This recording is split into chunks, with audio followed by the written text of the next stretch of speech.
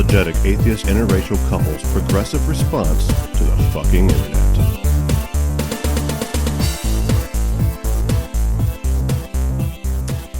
So it's Florida in spring, which means what? Alligator season. Alligator Full season. on alligator I was season. gonna say pollen, but alligator too. Yes. So I don't know if you heard about that guy who ran over an 11-footer, which that's a big ass alligator. He ran over an alligator? He did. Now, I don't know if he saw it or not. I don't know, but he ran over an 11-footer. His car flipped over into a ditch and he died. Did the alligator chase after him? The alligator as well died. Oh. Because car alligator. Yeah. I guess kind of sense. Yeah, I mean, they're prehistoric and they're pretty fucking tough, but a car is heavy. I had a whole different scene in my mind. But wow, that's crazy. Insane. We've already started off the alligator season. Holy shit. Tragically. And of course now they're going to be out everywhere and hissing and making their sex noises. And which sound weird. Like it does not sound like you'd think. Like go on YouTube like gator sounds. Like, you know, like called gator calls and stuff. It's not what you think. Okay. But I feel like, so I'm like an avid walker in like nature preserves and things like that, where alligators are naturally just going to be, because I don't think people realize they own this state. We are just like the visitors. This state belongs to them. Yeah. It's like those people that say, there's no gator in my backyard. No, there's a human in their backyard. That's really it. I like that. I feel like I'm always freaked out when people bring their dogs, especially their small dogs, to walk around like small bodies of water. And I feel like I'm starting to feel like these have to be non-Floridians. Like, right. They have to be. So we've had, like a lot of southern states, I guess, we've had this huge influx of new people moving down here, which, okay, fine. I like to call them the New Yorkidians because the vast majority of them are from New York or the New York corridor. So like the New Jersey, the Rhode Islands, the like just the whole Northeast corridor, which makes sense. It's cold as fuck up there. And you can always tell who they are by the volume, that they're like 20 decibels louder than everybody else. We legit saw a woman today that looked just like Carmela Soprano. She's like a Carmela Soprano. Like I was like, whoo, yeah, you're oh yeah, probably from New Jersey. Oh, good for you. But I feel like all these people need like packets when they move down. We need to, like, our tourist industry, not even our tourists, like our like you just moved to Florida industry needs to be sending out packets. It's like the alligator survival kit or whatever. Or get to know alligators. Welcome to Jurassic World. Yeah. Here are the rules. Do not get out of the Exactly. And one of the biggest rules needs to be stop walking your tiny dog around small bodies of water. Please do not do that. Don't get close to the gators during certain periods of time. You might just want to not go for that walk. That's because that is part of like their natural what do you call it? Their instinct. Their instinct is to sit by the shore just under the water with their tail cocked back, ready to spring out of the water, grab onto whatever it is, and then pull them right back into the water. And they do it within like milliseconds. Yes. It's terrifying. You know what? YouTube that shit too. Go ahead and do that. Yeah. Yes. I feel we're just, as native Floridians, we're not doing our job to make sure these new Floridians are safe. Because some people just don't know. They just don't know. No, they don't. It's sad. It's scary. I keep being terrified. Like every time I'm walking and I see somebody with a small dog, I'm like, I'm just going to go to the opposite side because what I'm not going to do is get entangled, because those people are going to do everything in their power to save their dog, as they should. Right. But then that's how they get killed too. And it's like, I'm not going to get pulled into this. Like, this poodle was $2,000. Basically, right? Yeah. And I get it, but no, it's their family. I get it. But it's just kind of like, you need to love your family a little bit more and not walk them out here toward like around this small body of water, because this state is a swamp. Like, it's not a joke. It's for real. I know it's pretty in the water and everything, but like, it's a swamp. These gators will get you. That's right. Hello, everybody, and welcome to Unapologetics. I am Brently. And I'm Nikki. And we live in Florida. I don't know if we mentioned. I that. think we have to make a point about that every episode. But it's like it's Yeah, important because it's not like a lot of other landscapes where you just. I mean, I guess it's like certain places where they have bears a lot, or like deer that just jump out in front of the road and want to like murder you in your car. Right. And we're one of the few shows where like everybody on the show is from the same place. You know, I love that. Everybody on the show, all two of us, all two of us, both of us. Both of us. Yes.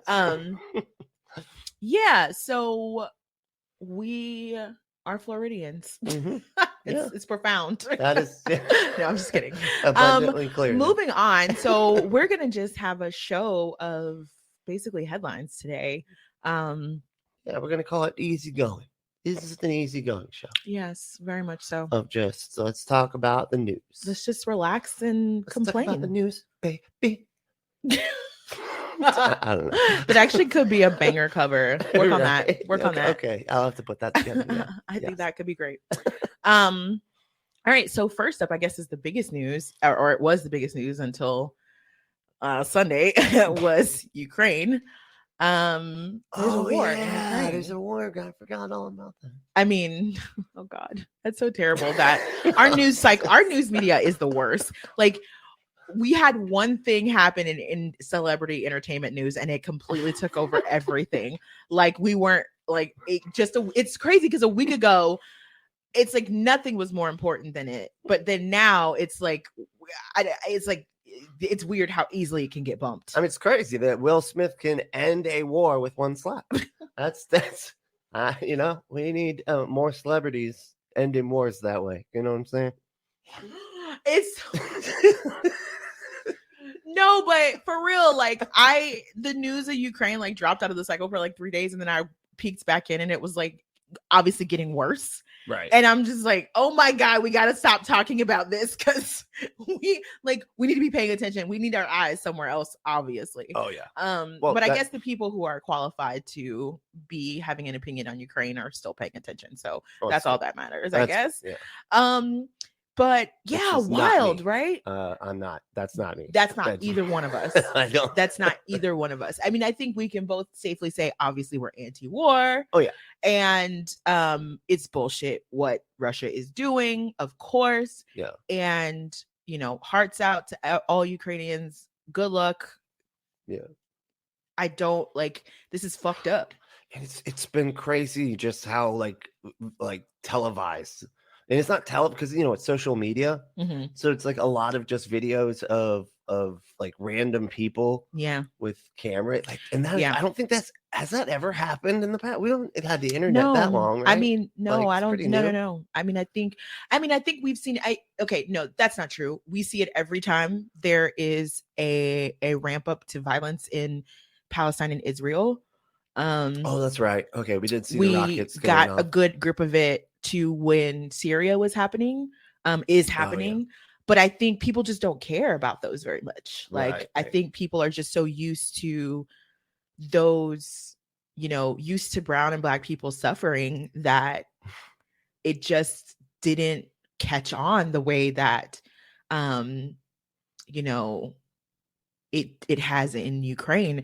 And I guess, for me, it was wild because I was on, when it first broke out, going through Reddit was crazy because you have all these videos, all these TikToks.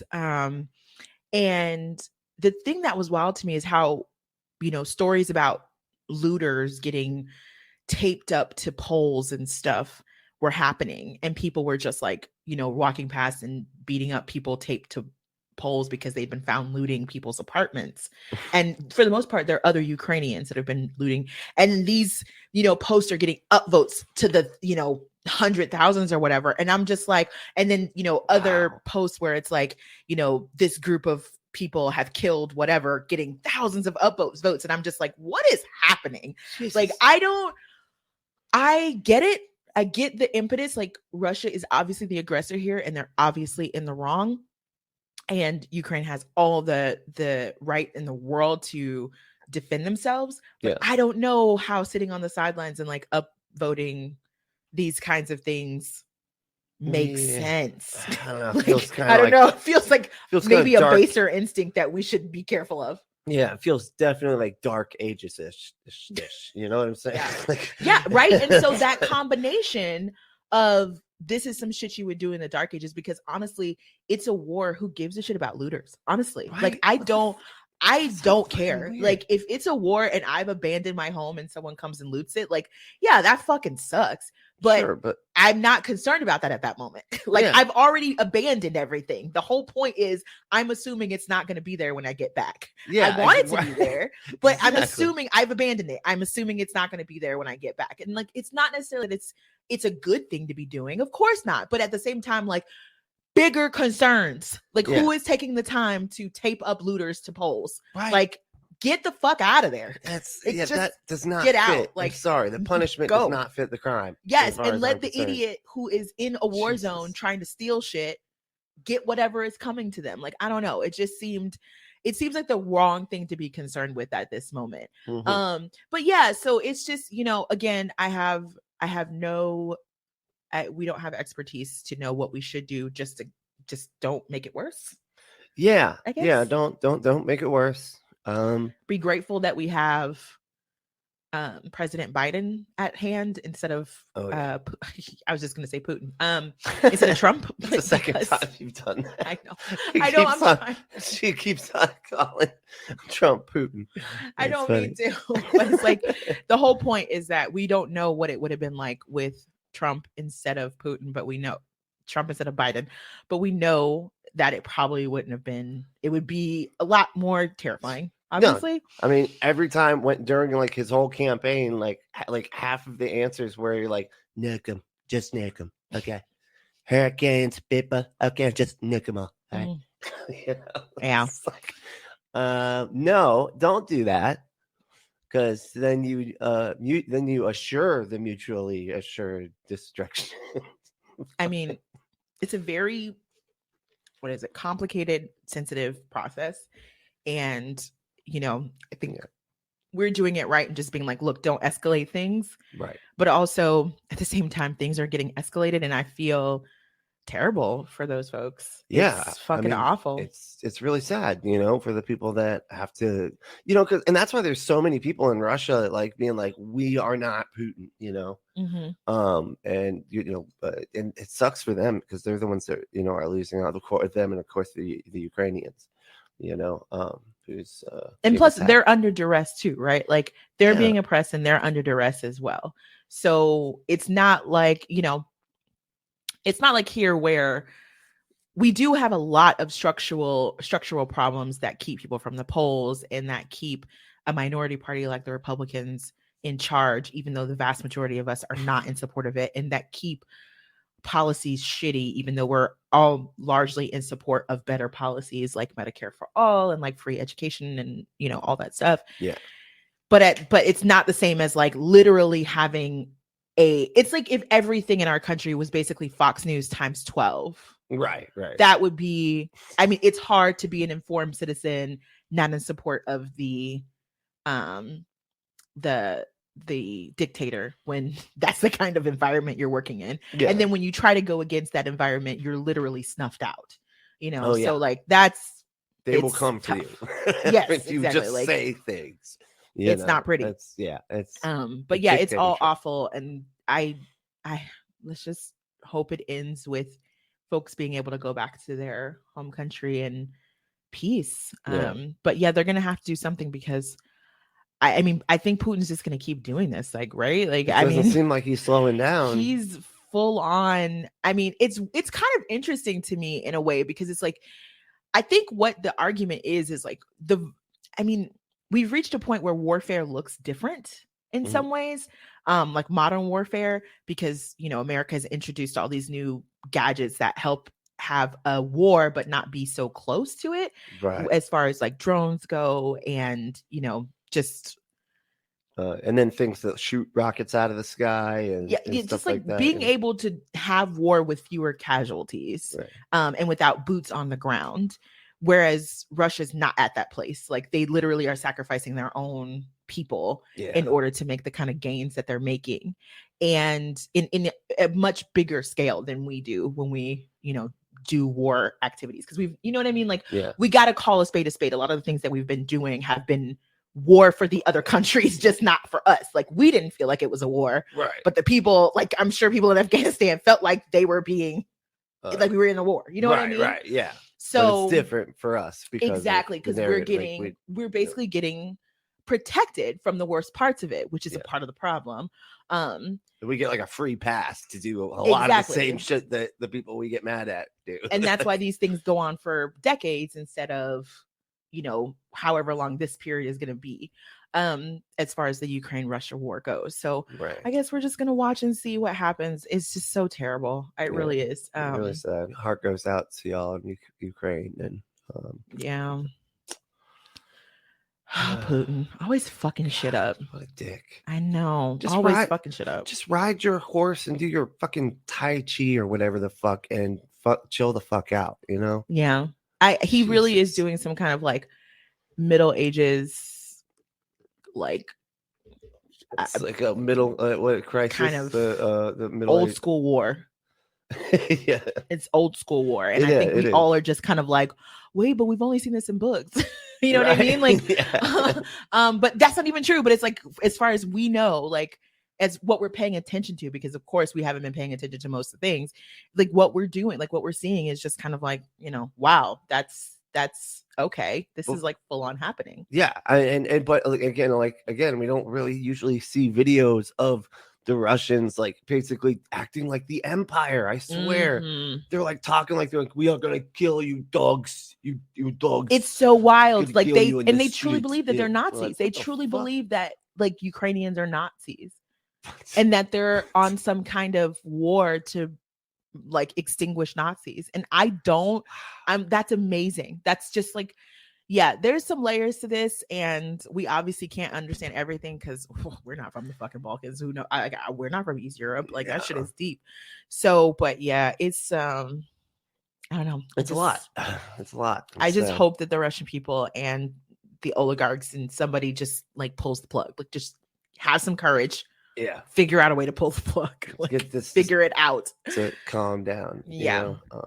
So let's talk about the news that is apparently so much more important. Than that, which is Slapgate.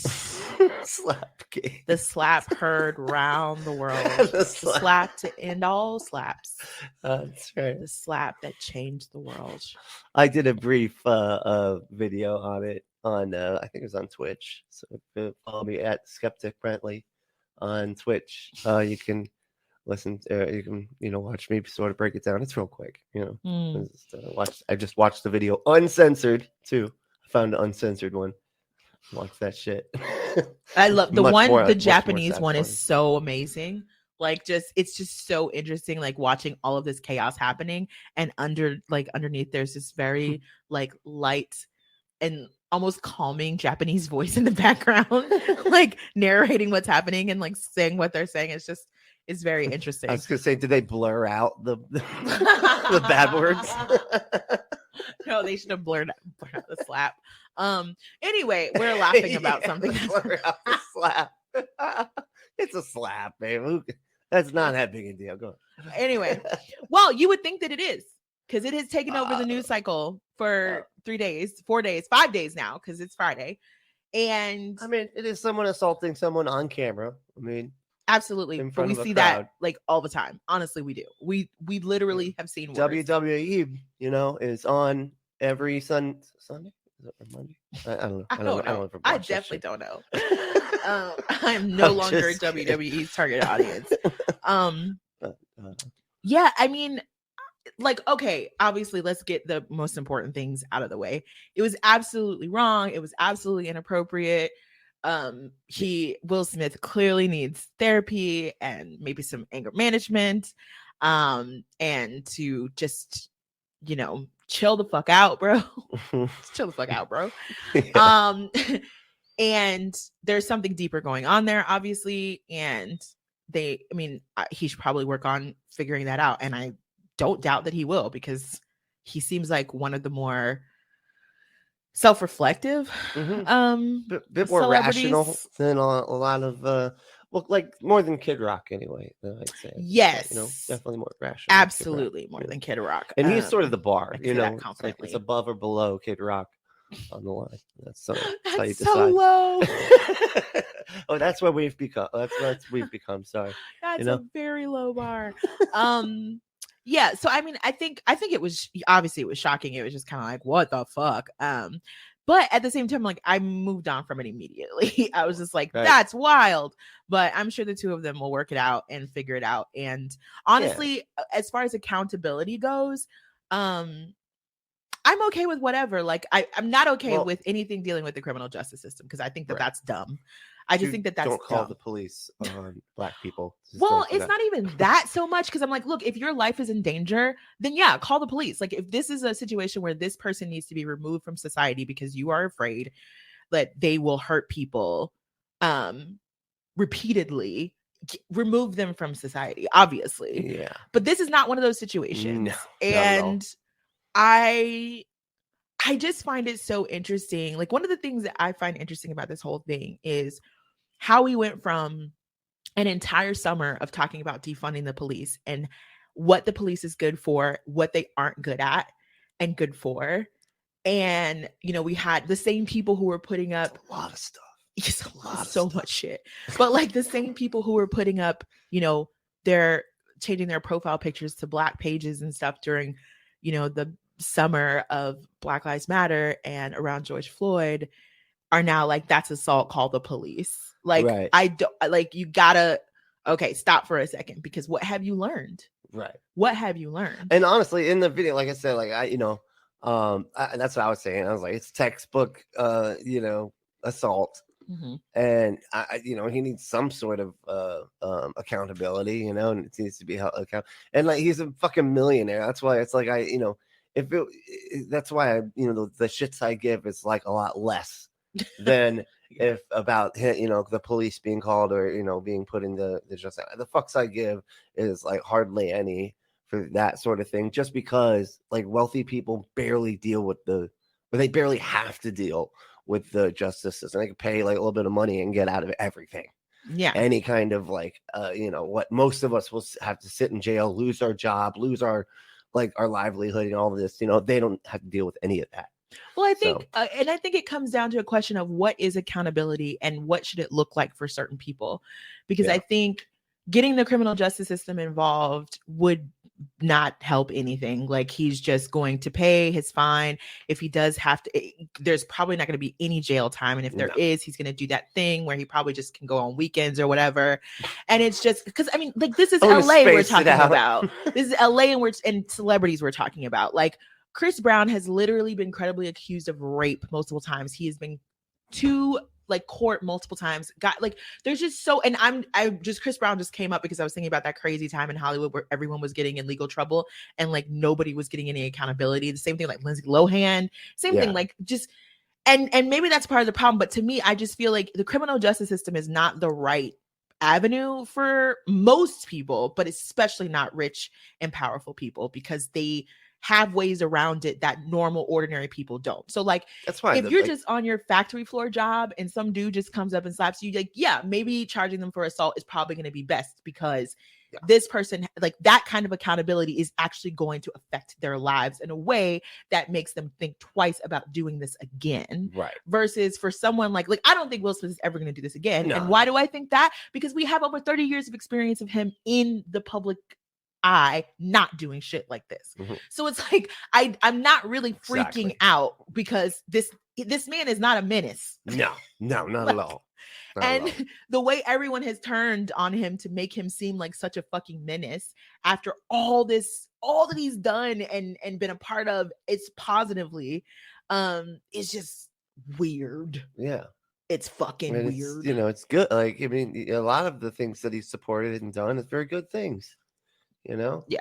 I mean, my whole thing is, if you're going to hold him accountable where it hurts. Yeah. And that's why his union can, if he's a part of the SAG union, do some kind of punishment that they do in the union, ban him from the Oscars for a few years. If you want to take a few movies off from him, fine, whatever. Like, do what actually would matter to him, as opposed to getting charged with simple assault or whatever. When and that's even going to be difficult when Chris Rock is like, not only do I not want to press charges, because I just saw an article where Chris Rock is like, y'all need to calm down. Like, stop talking shit about him.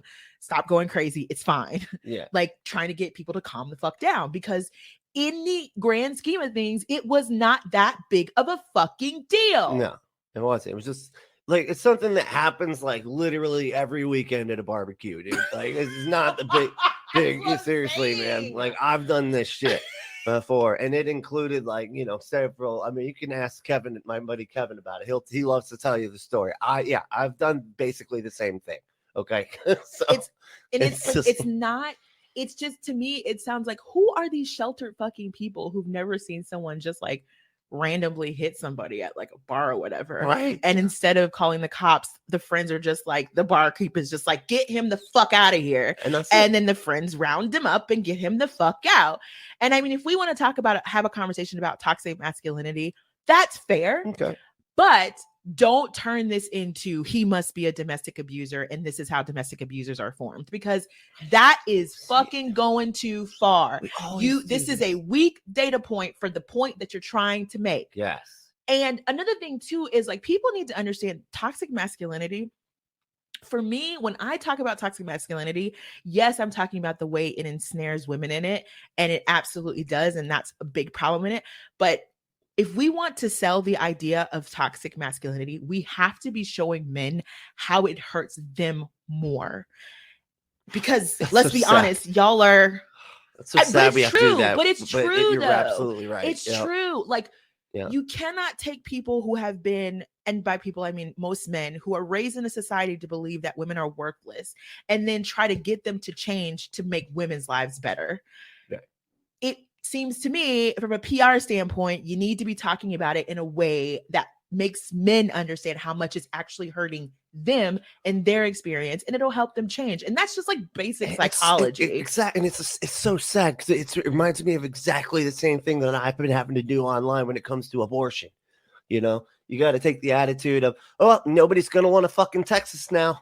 Okay, so good luck having fun in Texas at the bar, because now no women want to fuck. You got to, I know it's sad. Oh, God. We got to appeal to that. That's going too far. But we have to appeal to their worst. I'm saying.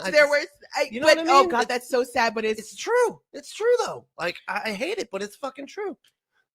And but I think that's the crux of a lot of the social issues that we have, is that for some reason, when you center women's experience, when you center people of color's experience, especially Black people experience, when you center the marginalized group, the majority are just kind of like, yeah, that's sad. All right, I hear you, but that's not my life. Right.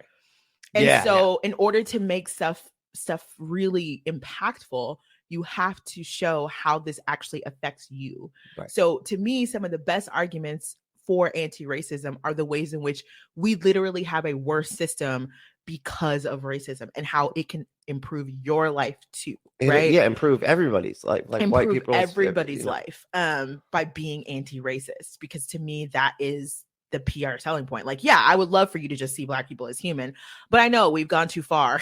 That's just and y'all not seeing it. And same thing for women. Like, I know, we get it. I know.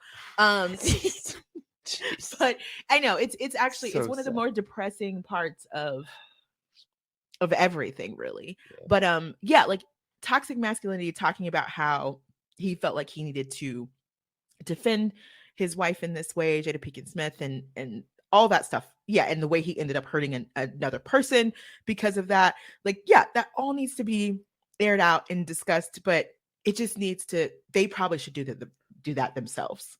Like, I don't know why we need to hold Will Smith accountable when, you know what I mean? Like, and I don't understand why random celebrities who have seen worse. Oh my God. Yeah. I mean, he literally worse. He made a joke about it. Like the second after he was like, I just got the shit slapped out of me by Will Smith, because he was laughing about it. You know what I mean? So it's like, it's not that big of a deal. You wouldn't think so though. I was Right. I was like making coffee, and CBS this morning was doing an entire segment on it. They pulled up What? like childhood pictures of him, and like they pulled up old interviews where he was talking about this experience. Like he apparently had this experience when he was 9 years old, Will Smith, of watching his dad punch his mother to the ground, and she like she had lost consciousness for a minute. She was like spitting out blood, and he held that with him his whole life, feeling like he was wrong for not doing something. He was 9, right? Yeah. They're bringing out that interview. Like, it's just like serial killer shit. Like, what the fuck? You would think. You would Weird. fucking think. And I'm coming to the conclusion that I'm starting to think that, like, because I've heard so many people say, this is something we teach our kids. We don't even teach our kids that violence is not the answer and you can't put your hands on anybody. I'm like, yes, that's true. But y'all are the same parents that when your kids do put their hands on somebody, you're begging the school to not expel them and doing everything in your power to like not make sure they have consequences. They're like good kids. Okay. This is what I'm saying. They're like good kids. If we're going to extend grace, we need to just extend grace universally. Yeah. And if we're not going to do that, then what the fuck are we doing here? It's like we have to be looking at these situations and seeing them for it in their own context, as opposed to extrapolating them to 17,000 different contexts that make it seem worse. It's like, yeah, anybody could make up a hypothetical to make this seem worse than it is, but let's just deal with it as it is. And I think the biggest thing is, I don't think people want to explain to their kids what happened. Yeah. Because it's like, so much of it is black and white. Like, you tell your kids, don't you ever put your fucking hands on anybody, Right. And then you watch somebody who's famous and supposed to be a role model. He's Will fucking Smith, for God's sakes. Oh, yeah. Do that thing. And then you're just like, oh shit. Now I have to explain how morality is complicated. Yeah. And how actually we're humans and we're practicing morality and we're practicing this whole understanding our emotions and dealing with them in responsible ways and coping in responsible ways. And like, this is actually what it means to be human, and we need to have a conversation about that. Shit, so we got laws being passed to where we can't even talk to kids about gay people existing, because that's so difficult. It was like I think it was a tweet that I put out. It was saying like, I get like that you don't like explaining to your kids that gay people exist. So we understand. We have to explain that it's a good thing that this guy was tortured to death 2,000 years ago, not because they hate that guy, but because they love that guy. We have to explain that shit. Never. Like, I don't get how people enjoy having kids but not talking to them. Like, why? Right. I don't. And also that, like, sometimes like the world is not neat and it doesn't fit into a box, and like sometimes you're gonna have to explain things that don't make sense. And by any means, no one took from what Will Smith did was good. It was not good. It was bad. It just wasn't the worst bad. Right. It was just like we were embarrassed for you kind of thing. It was very cringy. It was very cringy. Yeah. It was very like whatever he was trying to get across didn't come across. And now forever, like he's going to get made fun of. And now people are dragging Jada Pinkett Smith, even though she didn't do anything but fucking sit there. She just made a face her husband. When he made the joke. She made a face. And Will Smith laughed at the joke when it was said.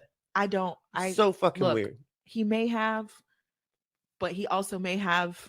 But I think he saw how it hurt her, and then it hurt him. It's like, you know what I mean? That could be it. I don't even feel like we need to do all that. Like all that deep shit we're doing right now, none of that is necessary. It's just kind of like, to me, I just don't feel like it's necessary. I'm like, the joke was really stupid. It was dumb. They have history. Jada Pinkett Smith already don't like Chris Rock.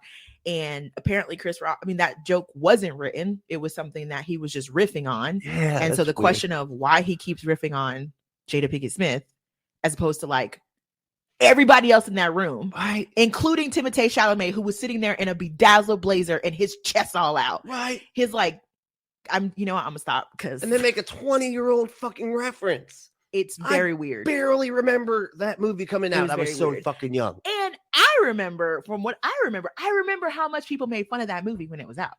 Right. So it's like, it's like to choose that reference just felt weird, because it's like, I guess it could be a good thing, but it's just like a lot of people were very critical of that movie and Demi Moore at the time. I remember what it was like, because it was like 1997. I remember that shit.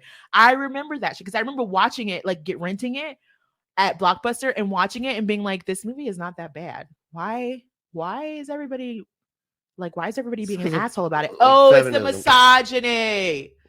That's what it is. That's what happened. People are just pissed that a woman was like strong and being a Marine or being a Navy SEAL. Which was the whole point of the fucking movie. Was to like show that, hey, women can do this just as easily, I know, or not just just people as don't easily, like that. They don't like that point, and I'm sure. I don't know. We're going deep on a GI Jane joke. Wow. This is what I'm saying. I don't even want to do this. Like, I just need people to calm the fuck down about the Oscars because it's not that serious. This is in turn going to end up being great for the Oscars because now they have more buzz and everything. Can I tell you it's Friday and I still don't know who the best picture winner was? I don't either. I don't know a single winner except for Will Smith. I know. It was so funny. I can't remember who it was that they were talking about. They were like, yeah, could you believe that? The fucking Oscars? It's ridiculous. I'm so mad. Don't Look Up did not win. I could not believe this. This is just such bullshit. I can't. That's how you believe make fun of that. I was like, that was a good joke. That's good. A great joke. I fucking love it. But like all these celebrities coming out of the woodwork, having opinions on it. Y'all need to shut the fuck up. Y'all are sitting in that room with Mel Gibson. You're sitting in that room with Alec Baldwin.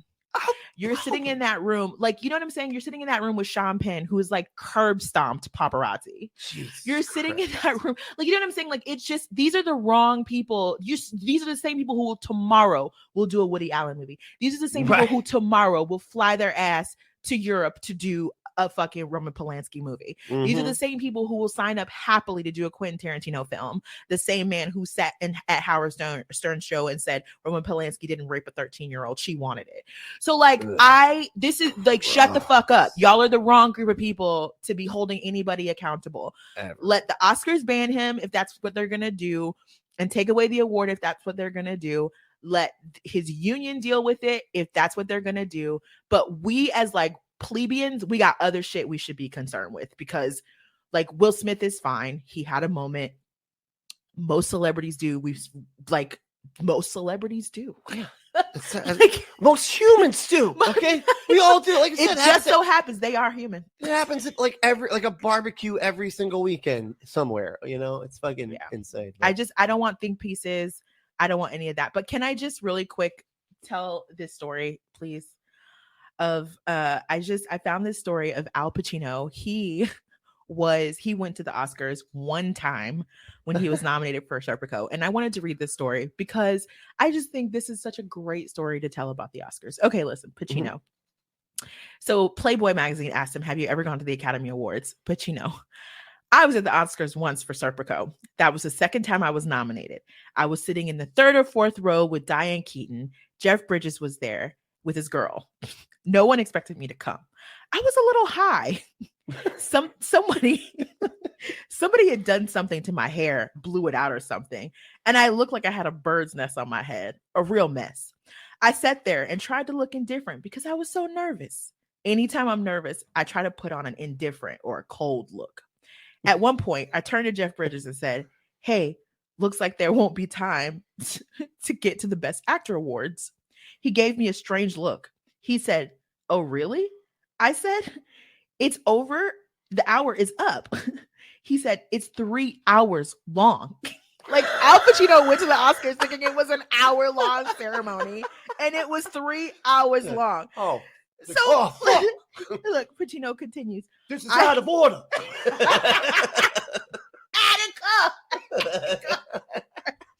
He said, Pacino continues, I thought it was an hour TV show. Can you imagine that? And I had to pee bad. So I popped a Valium. Actually, I was eating Valium like they were candy. Chewed on them. I'm sorry. I spit my drink on Nikki. I am so sorry, baby. Oh okay, my God. Wait. Go ahead. Like oh, that killed me. Finally came the Best Actor. Can you imagine the shape I was in?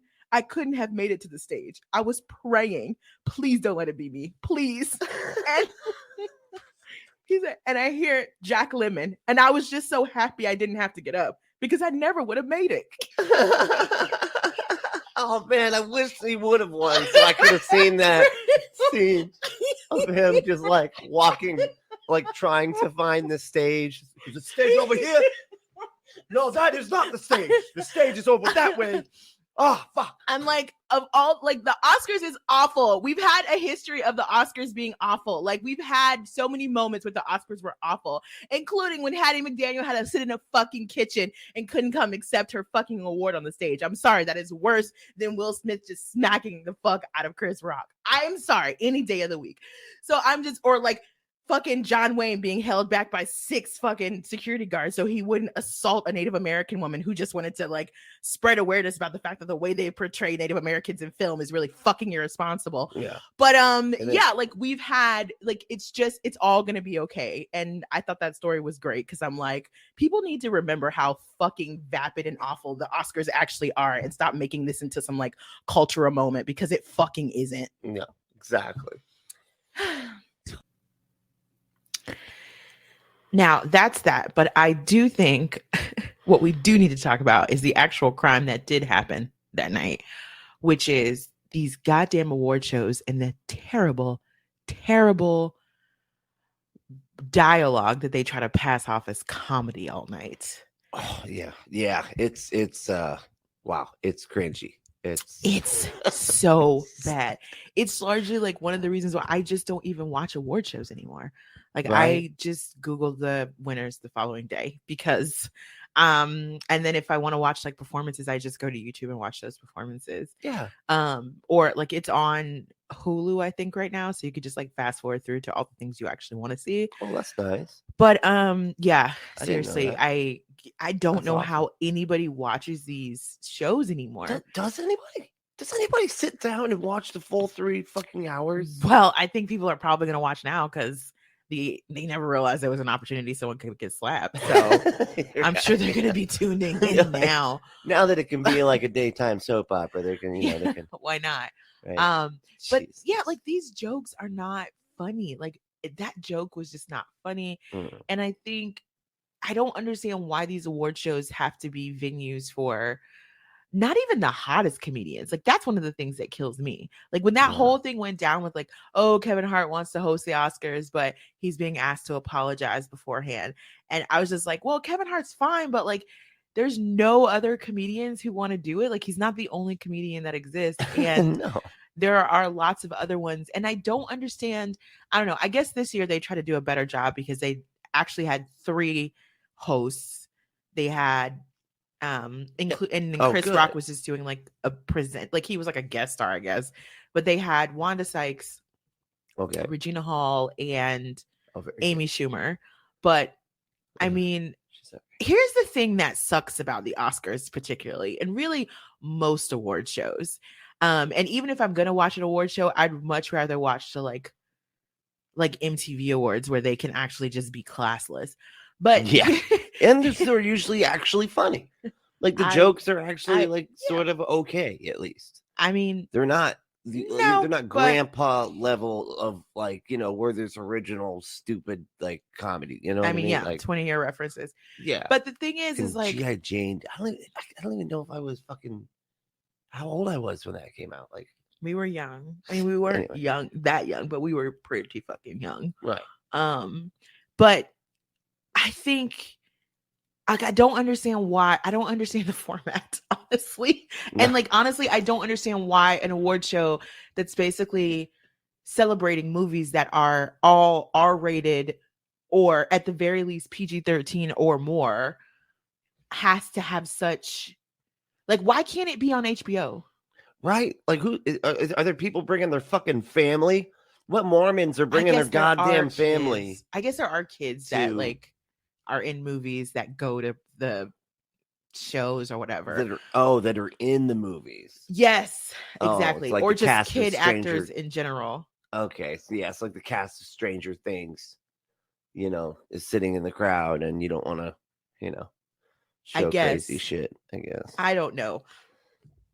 I mean, the point is to open it up to as many people as possible. I get that. Yeah. I just feel like maybe a room full of what is mostly adult celebrating, what is mostly adult entertainment that is, because all adult entertainment is not just porn. It's like just, adult themes.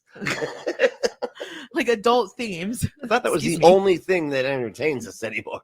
Like, I don't know. I just don't understand why it has to be there. Because then maybe you could like make some real jokes. I don't know. But with that said, can we have a separate conversation about the fact that like Chris Rock in many ways isn't funny anymore? Yes. Yes, we are allowed to have that conversation. Chris Rock in many ways is not funny anymore. Like just randomly making fun of people's looks is just not interesting or funny for the most part. You can have this conversation. Joe Rogan cannot have this conversation. Why not? Because I just don't like him. Oh, I okay. don't think he deserves to be able to have that. Those types of, I don't know. It's just I don't know where I was it's going. not. He's not funny, and I'd much rather just be like, if it's gonna be boring, just hire somebody boring who makes boring yet safe jokes. Like hire that Catholic dude. Who's that Catholic dude? That tall Catholic dude with a cocaine problem. John Mulaney. There we go. Yeah. Hire John Mulaney. What about Mark If Maron? It's gonna be vanilla, keep it vanilla. Yes, Mark Maron would be great. Perfect. Mark Maron would be great. He hasn't gotten in trouble for anything. Nope.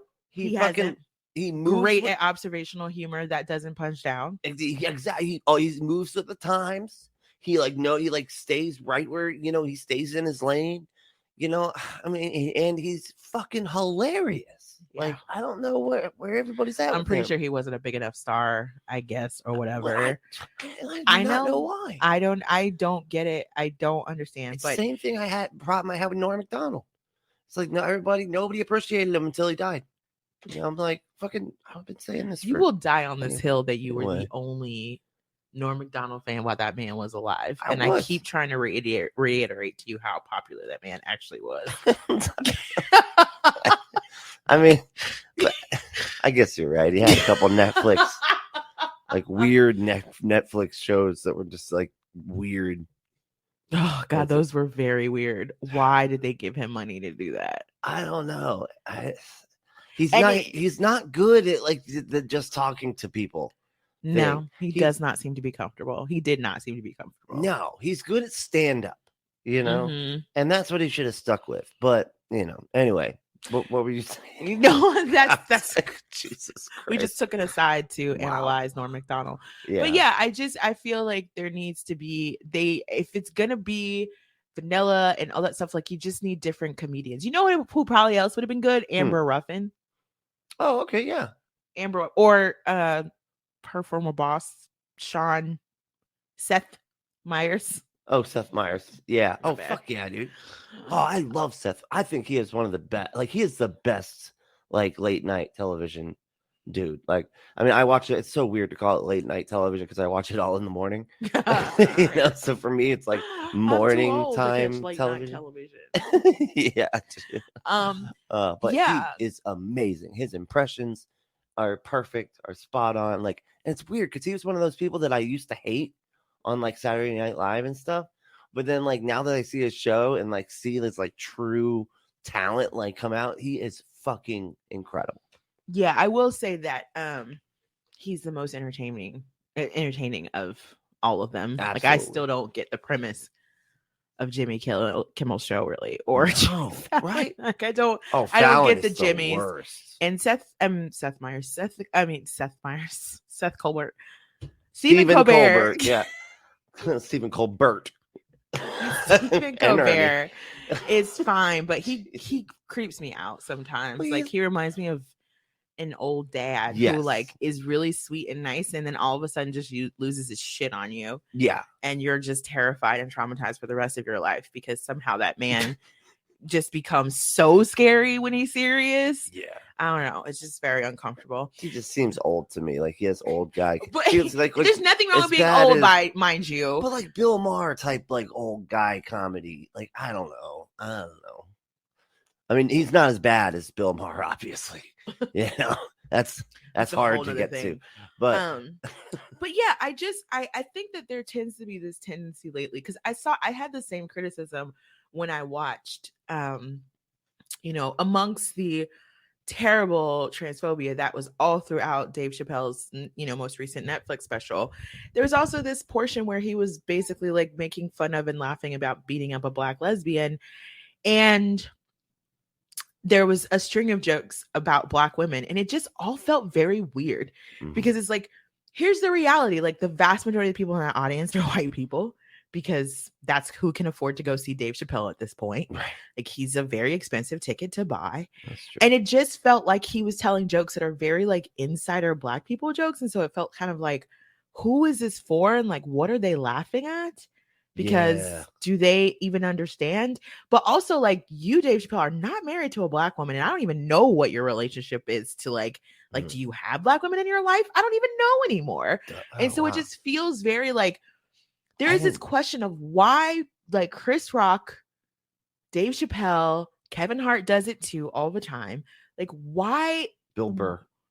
Well, Bill Burr is different in a sense, because I feel like Bill Burr is making fun of his relationship with his wife. Like, he's having a conversation about his experiences with his Black wife, as opposed to like taking Black women as a cast or a class and talking about them generally, which is what I see more often in Dave Chappelle and Kevin Hart and Chris Rock.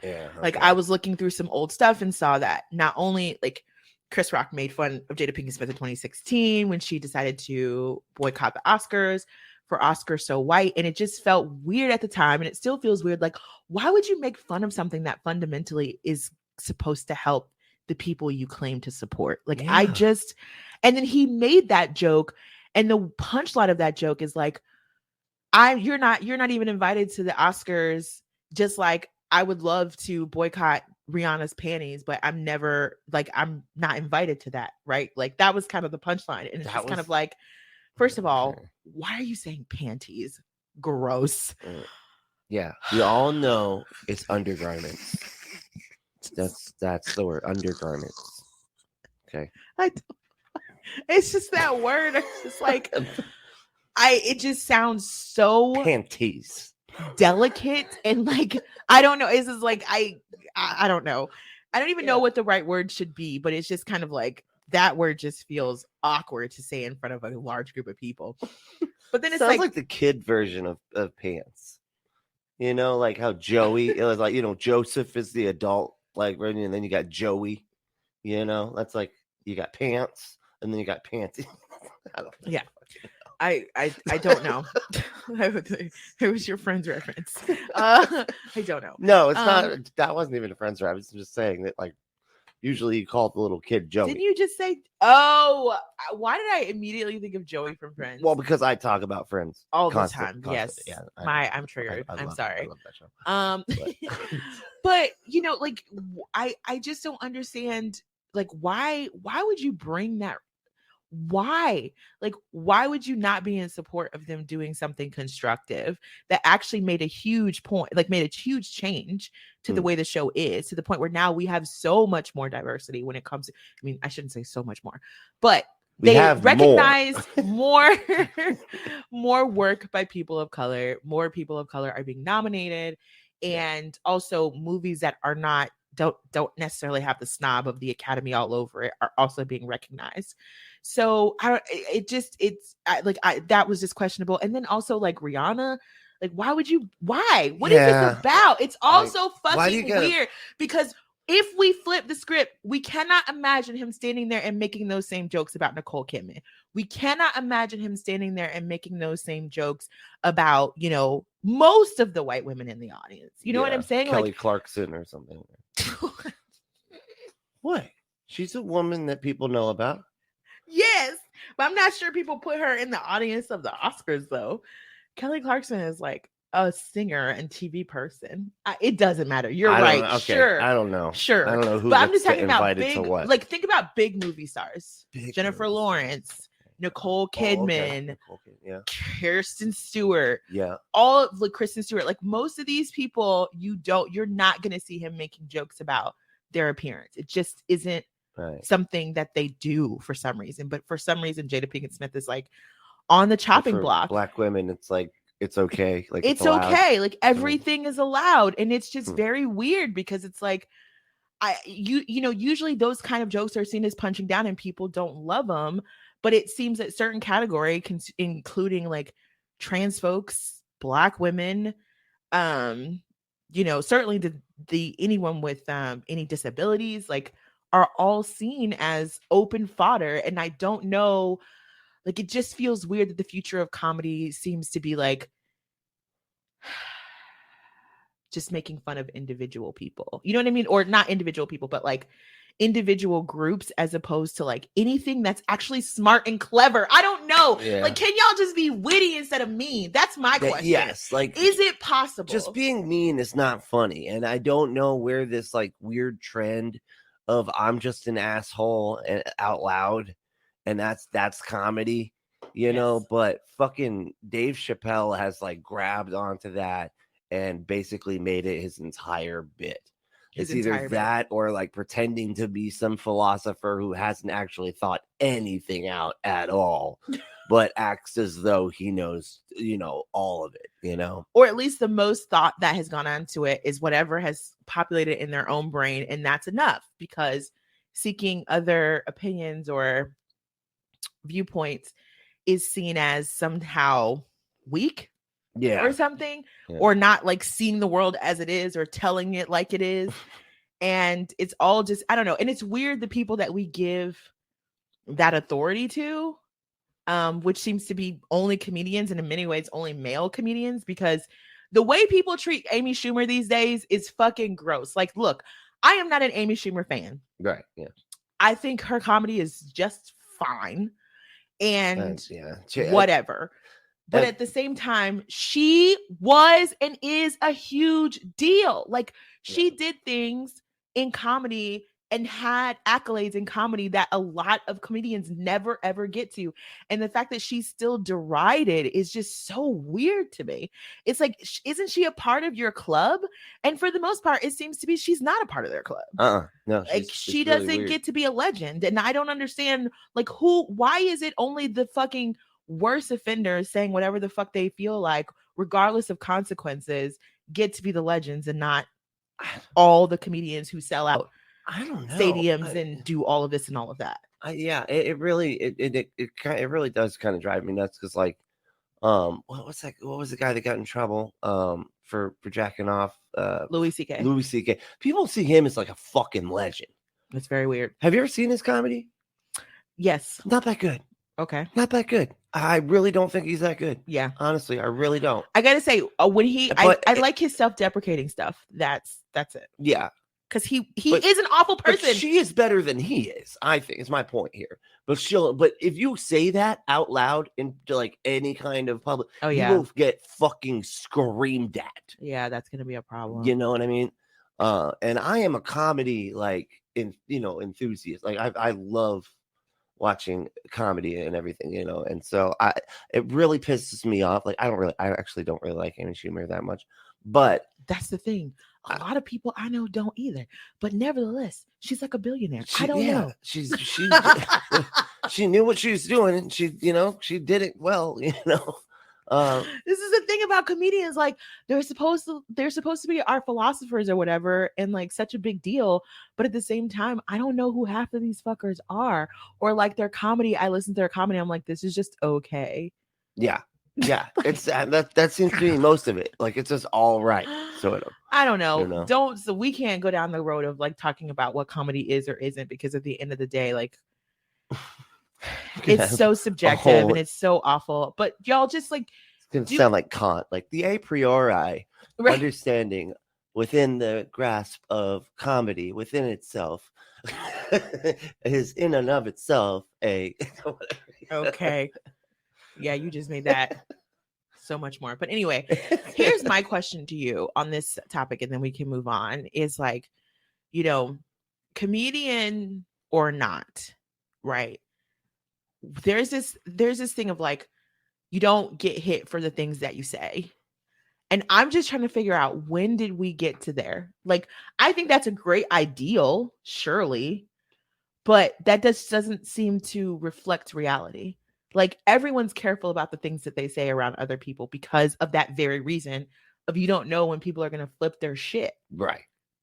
Well, and also you just don't want to be a dick. I mean, I'm hoping that a lot of people are just not wanting to be dicks. I'm not even going into their, I mean, yeah, okay, maybe.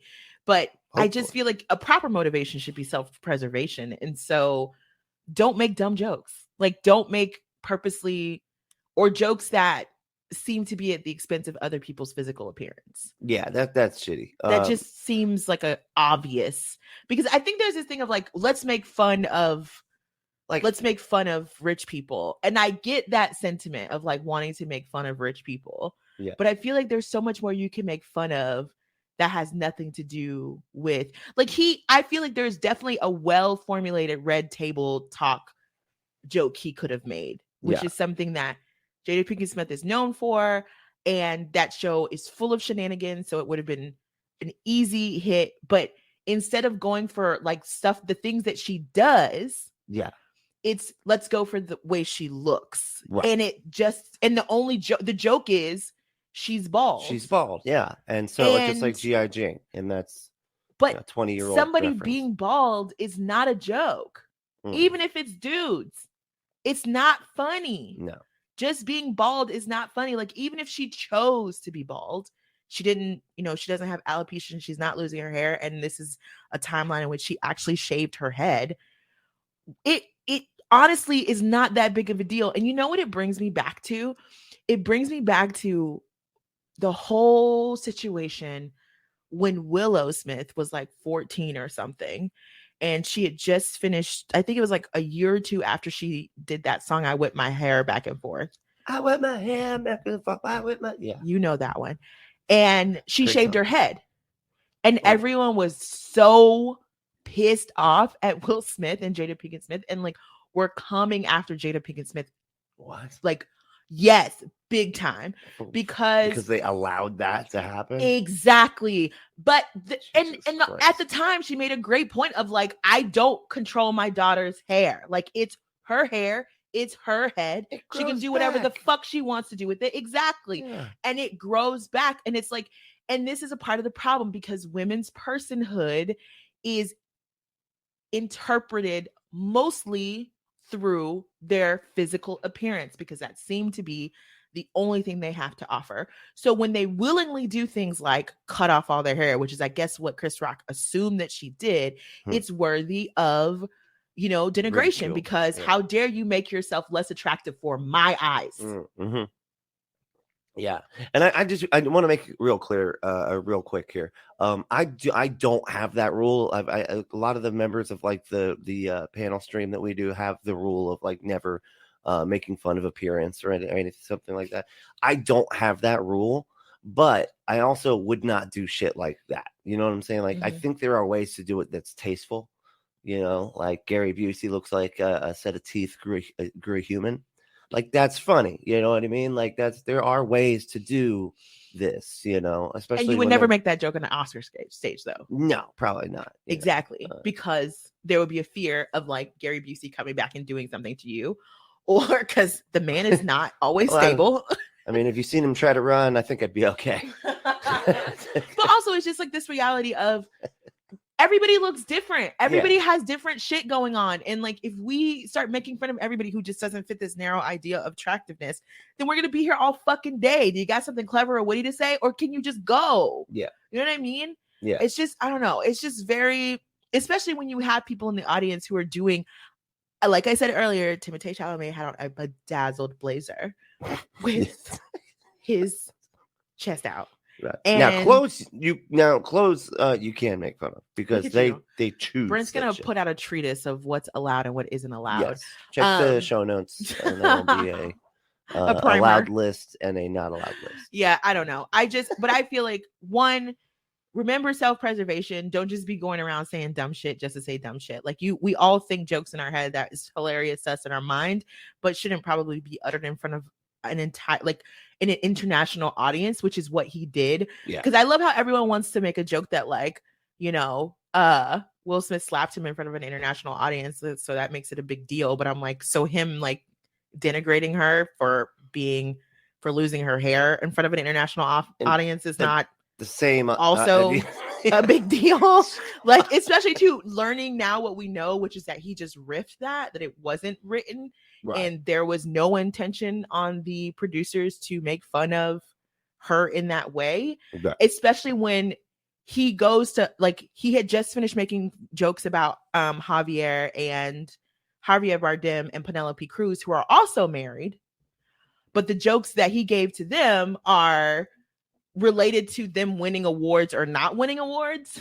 Right. Nothing about their physical appearance. No. And then he starts talking about Will Smith and Jada Pinkett Smith, and it becomes Jada Pinkett Smith's physical appearance. Right.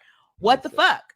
Yeah. Why is there that double standard? What is different about Javier Bardem and Penelope Cruz than Will Smith and Jada Pinkett Smith? And I think the only thing that's different is they are well known in the American zeitgeist because they've chosen to be honest about things that usually married couples aren't honest about, and they're getting dragged through the fucking coals for it. Yeah. And I just think they were done. They were fucking done. Like, yeah. She was done, he was done, and they were just like, okay, this is the moment where we push back, I guess. Yeah. And honestly, I don't think people are going to be making fun of her very much anymore. At least not to her fucking face. I hope not. Which, you know, as a human person, really is all that matters, because I can always turn the internet the fuck off. Right. Yeah, exactly. Just turn the shit the fuck off. That's true. So, and it's also led to like this torrent of misogyny against her. And it's all like, it was just gross. It was all gross. And I don't know. I just feel like this idea of protecting Black women, no, it should not be done through physical violence, but it has to be forceful, because it just seems to me this is something that comedians keep going back to over and over and over again. And I don't understand why our inner lives are so interesting or worthy of derision. Like, I don't understand it. Like, especially for those who have made it loud and clear how they don't want to fuck with Black women anymore. And it's like, okay, if you don't want to fuck with Black women anymore, don't fuck with Black women anymore. Yeah. Like, you don't need to talk about us. You don't need to think about us. We don't even need to be on your mind. Why are you talking about us and our inner lives to a giant audience of white people like they know or understand? Right. Come on. It's just weird. It's fucking weird. Anyway, do we want to pivot now to another story about Black women who need to be protected? Yes. All right. So let's talk about, yes. Go ahead, babe. The Supreme Court hearings are going on right now. And they're done. Or they're done. They had been going on. Yes. And now they are not, because they are done. They went pretty much like you'd expect. I didn't expect that. It was worse than I expected, for sure. Really? Absolutely. Like, I mean, when was the last time a Democrat was nominated? Sotomayor. It was not this bad with Sotomayor. Or was that? Or no, it was Elena Kagan. Was Elena Kagan before or after Sotomayor? I have no fucking idea. That bothers me. I feel like she was after Elena Kagan. No, I feel like Elena Kagan was. It doesn't matter. None of this matters. The point is, nothing happened at those two meetings that was worthy of the kind of like guffawing that I feel like everyone had multiple times watching Ketanji Brown Jackson confirmation hearing. Yeah. So let's start off with, first of all, Lindsey Graham. What the fuck was that about? That was the weirdest. That was some of the weirdest shit ever, right? We're talking about in which one? Which one are we even talking there about? Are multiple things. There are multiple things to talk about. First of all, I just don't understand. All of them seem very emotional. Yeah. Extremely emotional, which I guess is fine. But I feel like I would be viewed negatively if I was emotional at my job as they were at their job. And considering they're sitting U.S. senators with lifetime health care, great pensions, and only work maybe 8 months out of a year.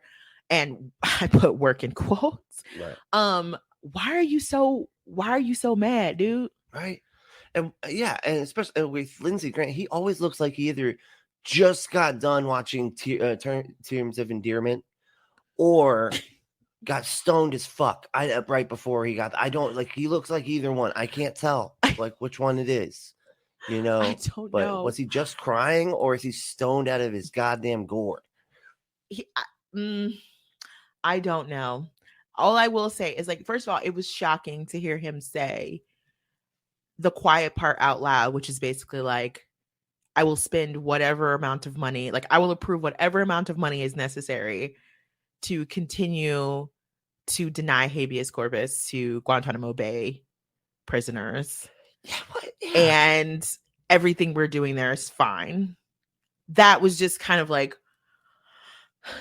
what?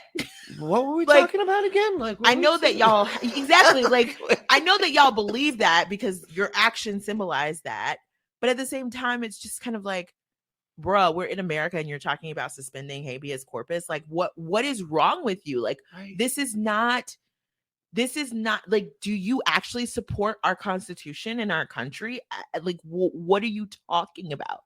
It's absolutely bananas. And then to say that to someone who is a justice of the court, Yeah. I'm like, because she defended Guantanamo Bay detainees, like Yeah. that's bad. Again, do you understand our constitution as written, U.S. Senator? Right.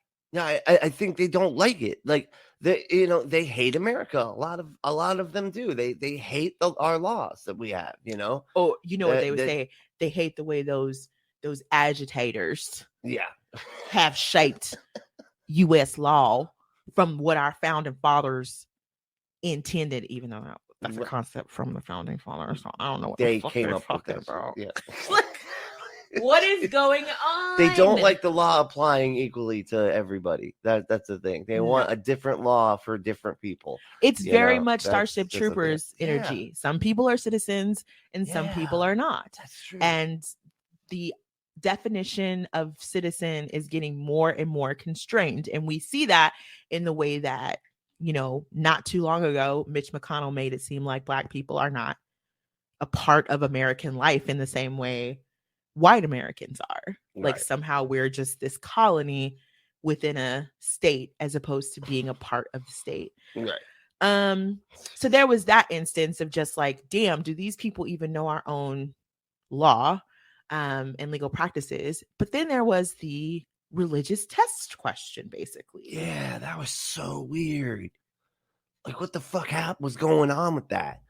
He's just, and she was so good. I have to say, her answer was phenomenal. And she's just like, look, I don't feel comfortable answering this because we're not supposed to use our religion when it comes to making decisions in the court. We're supposed to use the law as like how we come to conclusions about what we should do, how we should rule in different things, not our fucking religion.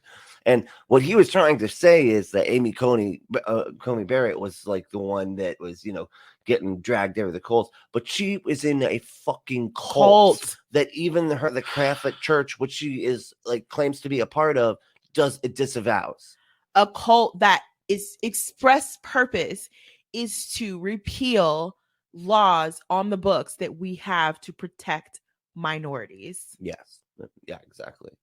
How is that not relevant? Yeah. How is it not relevant?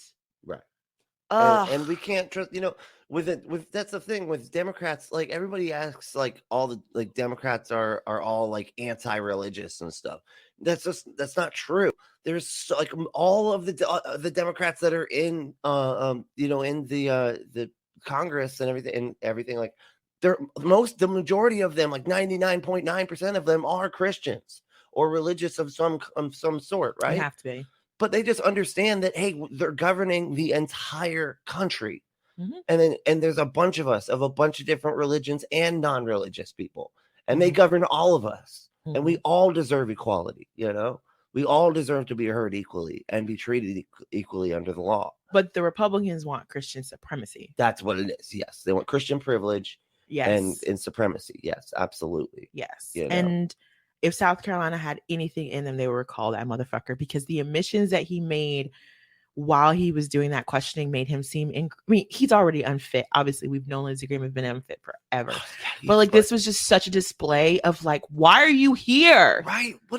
What are you here to do? What would you say you do here? Exactly. Jesus. Then you had that weirdness. Then you had Josh Hawley, who I am convinced is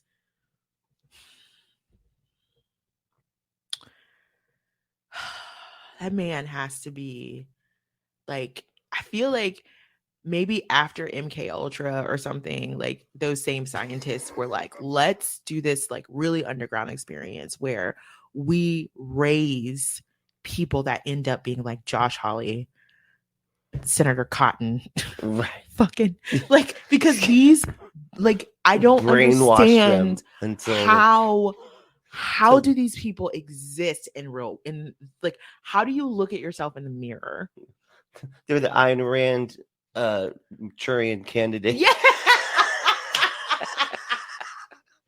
Iranturian. Yeah. Manchurian candidate. Whew. So you had him asking her like questions about sentencing of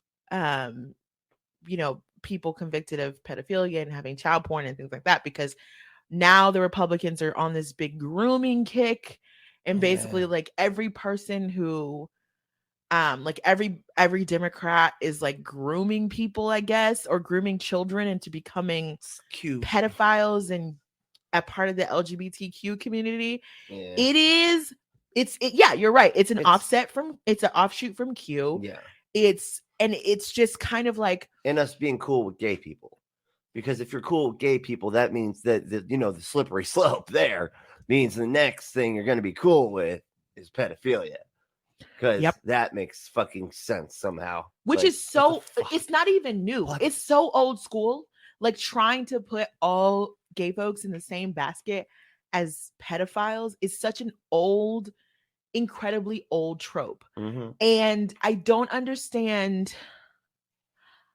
I'm like, it was just very weird. It's odd, and it's going to be terrible having to deal with this coming up. We're going to do a show soon where we're talking specifically about Florida and a lot of the dumb shit that's come out of this legislative cycle, including the Don't Say Gay bill. Mm-hmm. So we don't want to go too deep into that, because we're going to actually go a little bit deeper into that soon.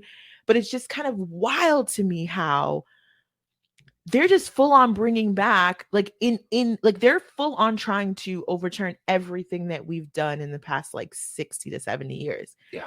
So like we have, being gay, talking about being gay openly is, especially in front of children, is somehow grooming children. Being trans openly is somehow grooming children. Yeah, what the fuck? We have, let's see, what else are they doing? Oh, we had a senator come out, like, I think in the last 2 weeks, Senator Braun from Indiana, and basically be like, it was wrong for the Supreme Court to decide that interracial marriage should be legal. Wow. It should have been left up to the states. What?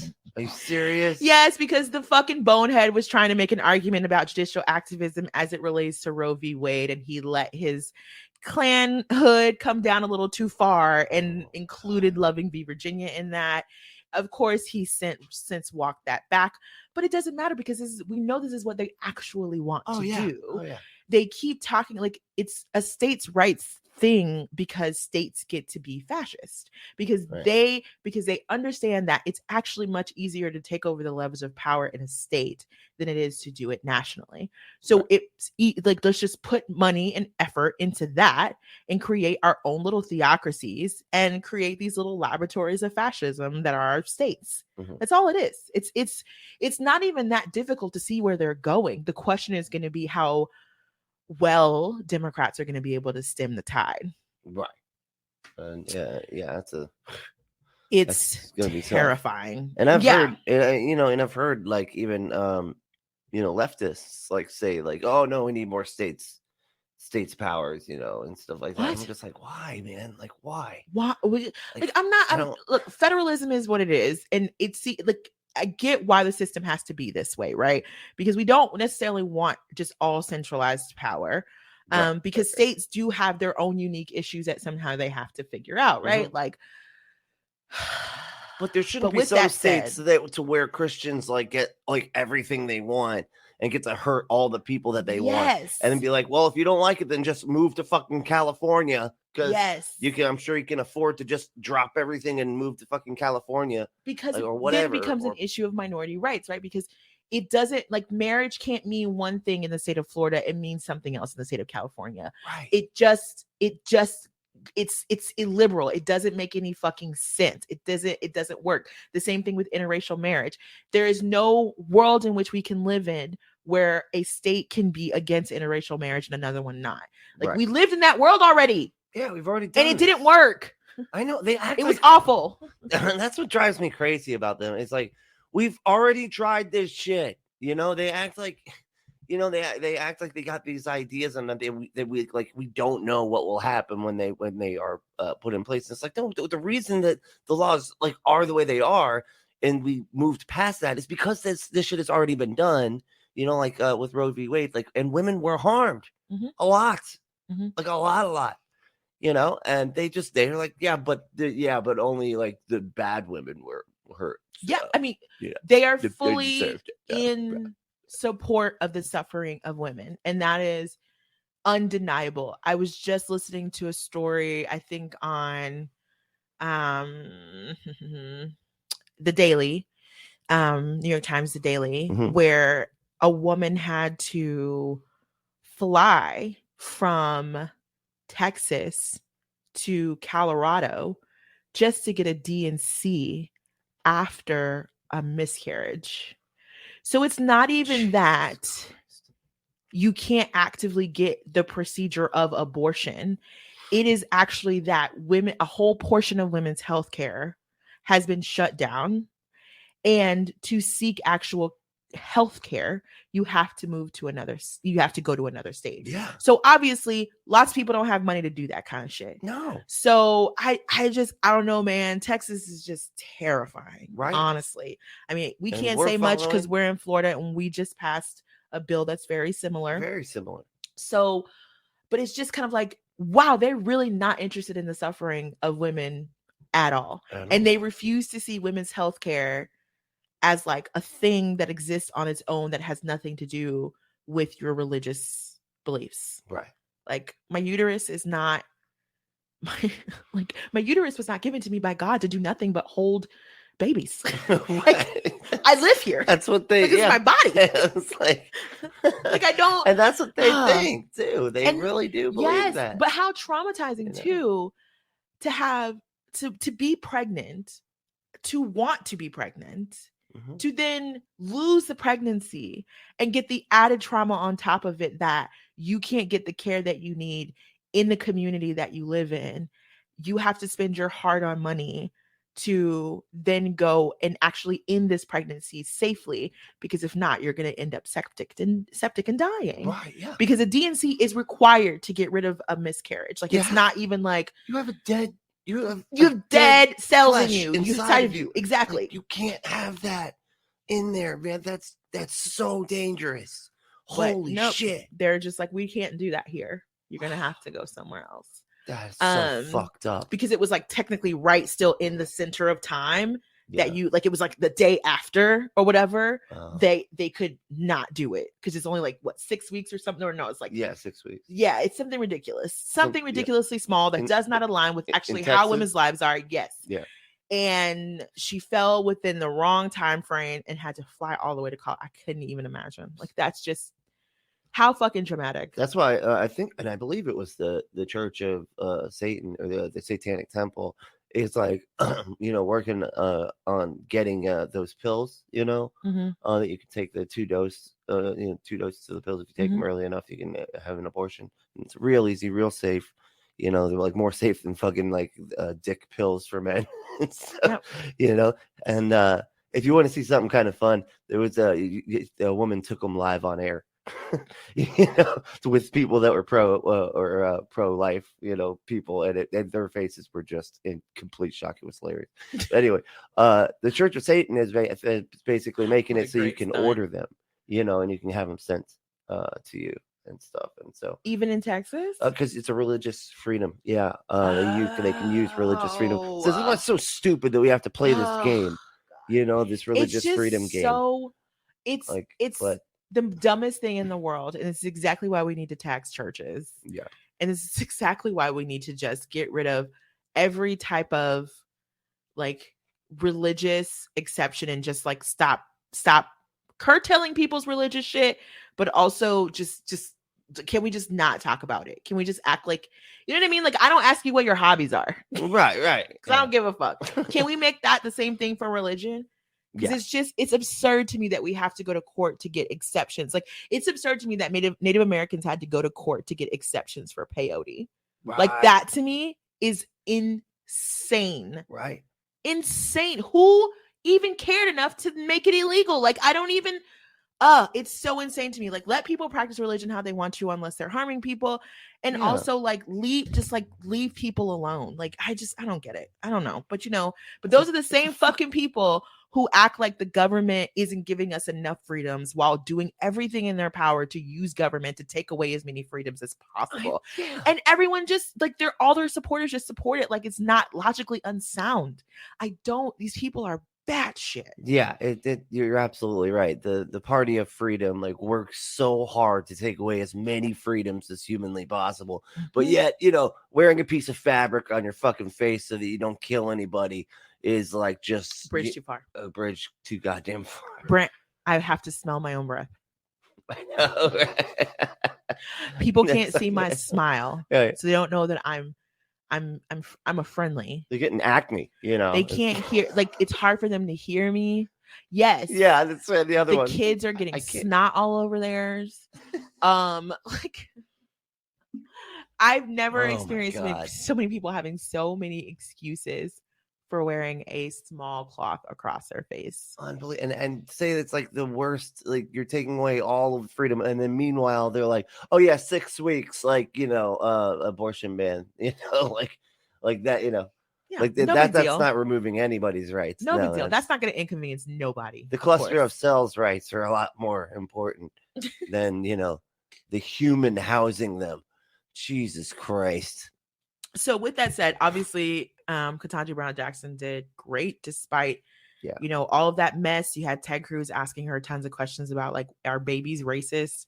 And it's funny to me that like that was she was not seen as it. And this is why. And when people are like, I don't understand why Black people seem to like have each other's back and like support each other and all this, and like why we're seen as a community and we recognize Blackness and claim it and stuff, is because like white people see us as a caste anyway.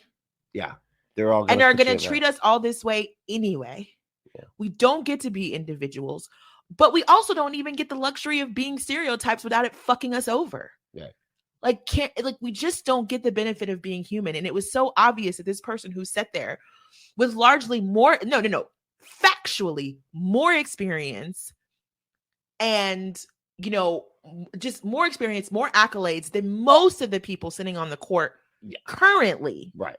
Yeah. But she was still just seen by most Republicans as just a member of a caste who is there to make life harder for white people. Yeah. And I'm like, what the and fuck? Only there for affirmative action type of, type of bullshit. Because that's the other thing that people of color can't ever not hear when they accomplish something, And suddenly all that rhetoric goes out of the window when they're talking about Clarence Thomas. Right. Yeah. He had, all the accolades apparently, and like definitely deserved his seat and all this other bullshit. It was just It was very sad to see. She obviously did a great job, but I think like obviously she did a great job. She's been dealing with this her whole fucking life. Oh yeah. Like it's like I don't know why they thought she was gonna lose her shit, because like discrimination and passive aggressiveness and all these like microaggressions, that's just her life. And especially in like elite legal circles, oh my God. Oh wow. Yeah, the fucking microaggressions. I can't even, like, it's just they're not even micro, they're just aggressions at that point. Like you fucking know it. But yeah, she did a great job. Her family seemed adorable. Oh my God, watching her husband just like blubbering, losing it, so sweet. Adorable. And their daughter like looking at him like, oh, he's so sweet, that's my dad and that's my family. And that was just, it was cute. They seemed like a very lovely family, and I'm glad she's on her way to the seat. And I am still just so sad that they did all of this, even still having a huge advantage on the Supreme Court. Right. I mean, this like basically we're exactly the same basically right now, It's not like all of a sudden now we're the majority, and we can really start, Like Ketanji Brown Jackson is going to get on the seat and do something totally different than the judge she clerked for. Well, now it's communism. Now we're a communist nation. Yep. Just because of one seat on the Supreme Court, it's 3 to 6. The white supremacy. Jesus Christ. But speaking of these fuckers are trying to put things in terms that, because like I feel like them talking about the whole new grooming thing and it being about children in the same way Q was about children is just giving people ammunition to do violence, right? Like, let's be real here. Like, you have to, and that's part of the reason why Christians all feel like they're victims, because for the past, I mean, really since like Jerry Falwell, but probably earlier than that, mainstream Christianity, especially white Christians, have made it seem like they're in a war, some kind of cultural war in which they are warriors and thus need to fight and win. It's very much a modern crusades in a way. And so the way that they've talked about grooming of kids and stuff, and the way that they talk about fetuses being babies, it's just all reasons for people to give their lives over for a fight. So with that said, let's talk about this fucking story. Headline: DC police find 5 fetuses in home of anti-abortion activist Lauren Handy. What? Yes. So she is an anti-abortion activist. She got in trouble for blocking a abortion clinic in 2020. I don't know why, but this led to a search of her home, and they found 5 fetuses, and it's actually been updated now. They found 6 fetuses in a cooler in her home. Now, what's crazy is the person who owned the home in the apartment that she was, because it's like a row house in DC and she was renting the basement. The person who owns the building is an attorney that used to clerk for, wait for it, Clarence Thomas. Oh my God. What the fuck is happening? My God, my brain's just, it's melting. You add in the information we got this week about Jenny Thomas being absolutely certifiable, like Clarence Thomas's wife obviously being not all there because the text messages she sent ahead of January 6th were insane. What is going on? That's right. Yeah. What is going on? Like, why does this person have fetuses in their house? What? Yeah. Well, I don't understand. And if they do actually see fetuses as babies, she's just housing dead babies in her apartment. Wait, what is going on? Like, when is that ever okay? Yeah, for she like, is it to take pictures of them or like and be like, see, this is why it's so bad to do abortions. Like, what was her reasoning? Did she ever say? No. She's like, I plead the fifth. No, but I mean, 9 out of 10, you know what it was about, though. Like, it was more than likely about it's the same way they do those fucking plastic little baby things that they put in people's hands, and they're like, see, this is what they look like at 4 months or 6 months or whatever. Oh, yeah. It's like fully human or whatever. It has to I know. But that's the only thing I can think is like, it's some weird, because they're in trouble now because basically so what you can't do at abortion clinics is basically like conspire to block access. And so her and 8 other people basically conspired, like they set up a fake appointment, and then when they went to go open the doors, the gates that you then have to walk through to then go through the doors to go to the clinic, because remember, all of our abortion clinics have to be heavily fortified because of these fucks right here. And then when they went to go open the door, her and 8 other people basically blocked access, and then one of them got in, and so it created this violation that they are all being charged with right now, and that's what created the search warrant, which got the fucking fetuses. So all I can think of is they were maybe dumpster diving, but that doesn't even make sense because I feel like they get rid of medical waste more securely than that. Yeah. So the only thing I can think of is somebody was undercover and then like stole them or something, and then it was absolutely going to be used for anti-abortion propaganda type. That's it. Yeah. That's it. That's all that it could possibly be. But it's just like, this is sick. Yeah. This is fucking sick. But yeah, you're this going is to someone who lengths. thinks that they're a warrior for babies. That's something that they're going to do and not think twice about it, because in her mind, she's just protecting quote unquote babies. Yeah. I don't know why she thought it was okay to keep them in her apartment in fucking freezers, but I mean in a Right. cooler, but fucking cooler of all Oh my places. God. Like, it's a fucking fetus. It's medical That is waste. so Like, what are you gross. doing? But yeah, that's all I can think. Like, it has to be has to have been used or was going to be used as some sort of propaganda in the anti-abortion fringe Or group. she got that disease that Drew Barrymore got from that show that I can't think of the name of. She had to make human milkshakes. Anyway. Oh God, that's awfully It's hard to macabre. joke about this, okay? I don't know. Like, this is not the easiest fucking It's Jesus. it's very hard. I mean, it's just bizarre. like, It's bizarre. It's bizarre as fuck, because it's like, I don't understand. I mean, what are y'all doing? Of all the things in your life to dedicate yourself to, I don't see how, and I don't see how people get the money to do this. Like, how do people have the money and time to just like block an abortion clinic on a Wednesday afternoon? Right. Who are these people? Right. And and for what? Like, and so that you can stop some woman from like, so that you can force somebody to give birth that doesn't want to? Literally. Like, that's going to make the world a better place. Parents that don't want to be parents. Yeah, that's, that makes the world better. That's great. That doesn't increase crime or anything else. You fucking idiots. Like, it's. I mean, yes, it doesn't. The long game of this makes no sense. It makes absolutely no sense. But especially when you pair that with them being against all sexual education, giving out condoms and contraception for free. Yeah. And that's next. They have no interest in that either.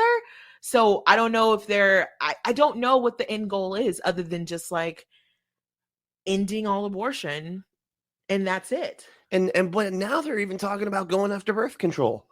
They've already been going after birth control. It's insane. What the hell? Why do they need after birth control? Why do they need to force people to have birth? Like, they do not want you to have like sex unless you're like really wanting kids, and that's it. I have no idea. I read a tweet unless it's a campaign for anal. I get this. It's like it's just a big campaign for anal sex. That's what it is. It's a long con to get more people into anal. That's what it is. But I saw some tweet that was like this, anti-abortion activist that was like, just to be clear, and I hate when people start fucking tweets that way. Oh God. All right. I'm listening. I should make one. It's like, just so I can be unclear, I'm gonna say, like, obviously you're being clear. You're about to say words. You say a statement. I hope you are gonna be clear. But you got anyway, 200 characters. Just to be clear, just to be clear, what did she say? She was like, IVF is against God's law or some shit like that. Because what's IVF? IVF, in vitro fertilization. Oh, because the whole process of in vitro fertilization, you have to create, you have eggs that you fertilize. And so some of those, like, you get so many eggs, you have to, because the whole thing is expensive as fuck. So you want to hedge your bets, right? So you're not going to just fertilize one egg. You're going to fertilize like 6 to 12 or whatever. Mm-hmm. And then, so you got 12 eggs, you take 6, you fertilize all 6. One of them takes, cool, implant that bitch. We're done. The other eggs that didn't fertilize or whatever, you're discarding them or you're freezing them. Right. Because you got what you needed. It's done. Yeah. To them, they see that fertilized egg being discarded, and the eggs that sit in the freezer and then, never get used, they see that as also abortion. Well, that's, what's hilarious about that is the fact that happens naturally every single time that somebody gets pregnant. Like, there's a ton of like fertilized eggs that tell that these don't motherfuckers make science, please. I know. Somebody tell these motherfuckers science. It's ridiculous. It's like they don't even, and then it's like, and then it occurs to me too. It's like, well, what do they think miscarriages are? Do they really Right. feel like miscarriages are like God's judgment? I And if think that's the so. case, how the fuck are Christian women coping? Right. Or at Not- least not these like well. super anti-abortion Christian women, how are they coping? Because miscarriages are not, based on political affiliation or Right. religion. It is widespread. So I'm just like, how are you getting over your guilt of not being able to host God's gift or whatever? Yeah. I mean, really with so many tragedies, but especially ones that involve children. A loving God, like they have to go through so much mental gymnastics, for these tragedies. And we've gone over this forever. It's called the problem of evil, Mhm. and they do not have a good answer for it. They really don't. I mean, the only thing they can say is that the world is sinful because of free will, somehow. So is it the Makes it individual woman's responsibility that she couldn't play good host to the fertilized egg? uh no, I think it's just a sin, like because of free will and Oh, her, the generalized it's sin. yeah, because Not her she sin ate the apple. necessarily. She ate the apple, right? Ugh. Sin came into the world, right? Yeah. And so that's what causes like hurricanes and earthquakes and tornadoes and miscarriages too. And it causes all of that stuff. It's like it's just absurd. They do not have a good answer for this. You know what I heard? This was funny. This is Kent Hovine's son, and Eric Hovine. His argument was, well, if we get to use all of the bad stuff as arguments for God not existing, does that mean that we get to use all the good stuff for God existing? Can we do that? It's like, You what? still have to account for the bad shit, sir. We're not saying that a God exists. That No. Use their fucking logic. What is the bad stuff then? Yeah. What is it then? If God's only the good stuff, what is the bad stuff? Is that just Satan? Is it? Yeah, right. Like exactly. That's the question. And right? then if it is Satan, why the fuck is God ceding so much power to Satan? Right. Yeah. Why is he letting him do this? He created a place just for him called hell because apparently he didn't create it for the humans, but somehow his own Satan resort and ended up, everything. Yeah. It's like somehow Satan ended up here on earth and humans ended up in hell where they weren't supposed to be. Like two things God like just was like, oh shit, wait, oh man, you type 1 wrong 0 and God's like the worst data programmer ever. Yeah. It's like, get the project manager. God is off. It's like that Mr. Deity. He does like YouTube videos, and it was so funny when they were going over like creating our universe, and he was like, okay, I checked. This one has nothing. This like sin won't affect this at all. We don't have to have natural disasters at all. Sin has nothing to do with that, and God's just like, no, let's keep them. Yeah. No, just keep the natural disaster. It's cool. But we don't need them. But just leave them, okay? It was so funny. Oh God, it's very sad. That's very, very sad. Nice. But anyway, yeah. I mean, I feel so bad for the people who found that shit, though. How horrifying, right? What to just like find a bunch of like aborted fetuses in. That's like the what's that? Ed Gein, when they found his place. Yeah, whatever. That would have been. Everybody I would have walked right up. the fuck out. The first time I saw a fucking vagina hanging on the wall, I would have been like, "Well, I'm gonna leave starting today." Yeah. Looks like this is about a 3 to 4 month job, so I will be back in about 6 because I'm gonna need y'all to completely clear all this shit out. He gonna need to have been arraigned and moved to a new facility because I don't want shit to do with this. Right. I'm on leave. Like forensics, you're gonna need to bring a pressure washer or something. I don't know. Did they just destroy the house? I hope they just destroyed the house. I would have just set the thing on fire and been like, whoops. Chris said, I'm pouring this kerosene out for humanity. Yeah. Like this is something nobody should have to ever experience ever. Good God damn, how crazy. Yeah, that's terrifying. But I want them to do way more digging into that lawyer who works for Jones Day, which is the firm that a lot of Trump lawyers went to afterwards. They're very they're very welcoming of those fuckers. So I'm interested to see how big this goes, because Justice Thomas needs to fucking resign. Yeah. I'm sorry, he just needs to resign at this After point. that, I mean, not even for shit. this issue. This is a stretch. I get that, but like, oh, there's the here comes the rain. But that Jenny Thomas situation, he needs to resign. I don't even want recusal anymore, because he's not going to recuse himself. No. He's been living for the opportunities to create, like, to have power in these kind of cases, specifically as far as like affirmative action at schools go, Roe v. Wade, all of this stuff. Fucking January 6th, like, there's no way he's going to recuse himself. And it's just, I need the campaign, the billionaires, the left billionaires, whoever they are. I don't know how many exist. I don't think that's real, but George whoever's Soros. willing to put money into this, please, I will gladly quit my job to just go hang out in front of the Supreme Court with a sign that he should resign. I just need that crisis actor money, please. Yeah. Oh yeah, that's right. We need that Soros money. Really.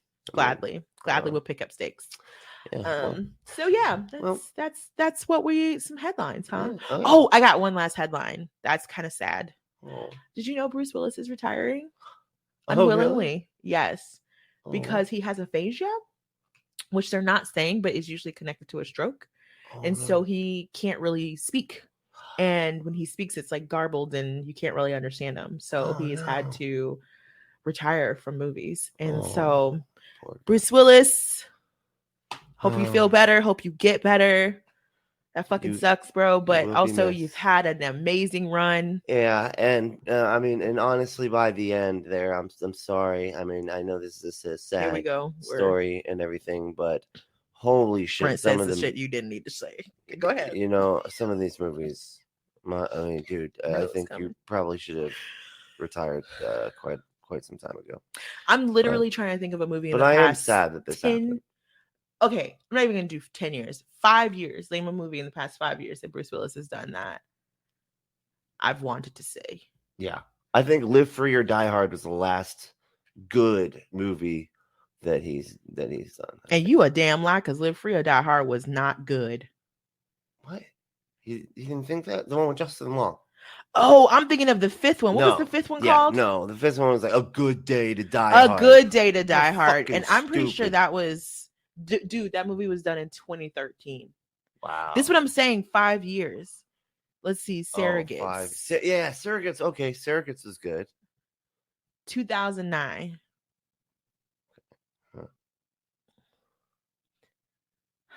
So Live Free or I think Die he did a cameo in the Vice or whatever in that one. Vice, what's that? Remember he was like the was where like the same kind of thing as like Westworld, sort of like where everybody was raping awful. women, like because apparently just everybody just wants to do that or something. That was like, one of the B movies he did because they paid him $1 million. That was not like a good film. That's what I'm saying. Like I'm like, it sucks to have to retire not on your own terms, but it's like, bro, you were just showing up for paychecks. So seriously, spend some time with your family, enjoy yourself. Yeah. Wish you all the best and hope you get well. Yeah, seriously. But they can find some other. I think that role now. Who do you think is going to go do that kind of stuff now? I think it's Liam Neeson. Yeah. Well, Liam Neeson. You mean that moves to like the B type stuff? Yeah, Liam Neeson and what's his name from London, England, who does all the kicking? Played Venom. No. Not Tom Jason Hardy. Statham. Yes, Jason Statham, because that last film by Jason Statham was not good. I'm sorry. That Guy Ritchie film, what was it called? A Wrath of Man. Yes. Oh my. A Man's Wrath or something. What a dumb storytelling model. First of all, it was just so needlessly confusing. They took a paper thin screenplay and tried to make it complicated. Yeah, which is like, but why? No, everybody's only watching this to watch Jason Statham kill people. Right. So just let us watch Jason Statham kill people in a linear storyline.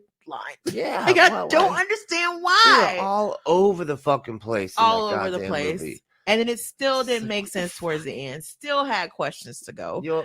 I mean, it was just, they introduced all these characters that they basically just would bring in, bring out. And I think there were 2 women with speaking roles, and one of the women, they never even did a close up on their face. So thank you so much, Guy Ritchie. Appreciate you. And he stopped doing all the cool things that we liked about Guy Ritchie movies. Like For real. Snatch was so awesome because of all the cool little montages, like the name that when the camera would change, you know, the Actual spinning, comedy. the spinning of the chambers, damn, of like the gun chamber of like the revolver or whatever, like to change scenes, like all these weird cool little things. And like he did none of that. All the great music, you know, there was really kick-ass music in Snatch, and like and those Lock, older Stock, and Two Smoking Barrels. thank you. Yes, and Lock, Stock, and Two Smoking Barrels. Like there was so many like quintessential things that he did, and he just stopped doing them all. It was just like he almost did like what I think like Dave Chappelle did, where he's just like, I'm so awesome now that I can just not try at all anymore and still be great. Seen as great. I think you're probably right about that. It's probably a good read on that situation. I also just think, you know, sometimes rich people get very out of touch. Yeah.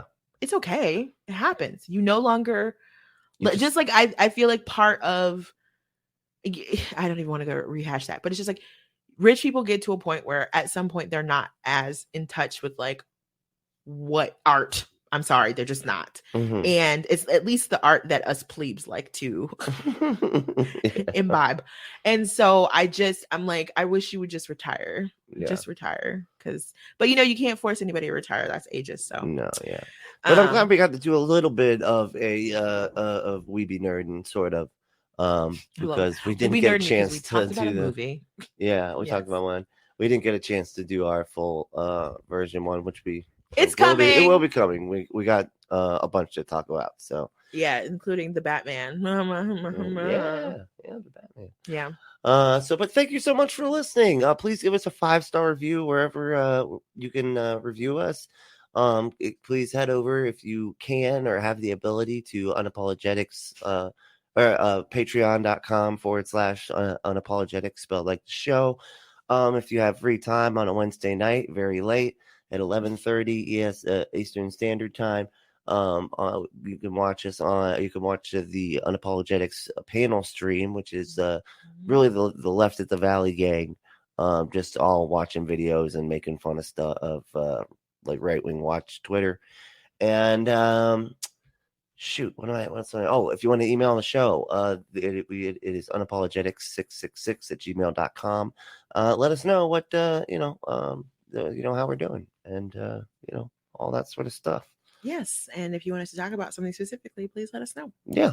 Oh yeah, and join all the groups. Just search Unapologetics on Facebook and join all of our secret underground groups and our page and all that sort of stuff. Good job, babe. But you really need to figure out how to record that, because that's a lot of information. I know. I just need to all the time, right?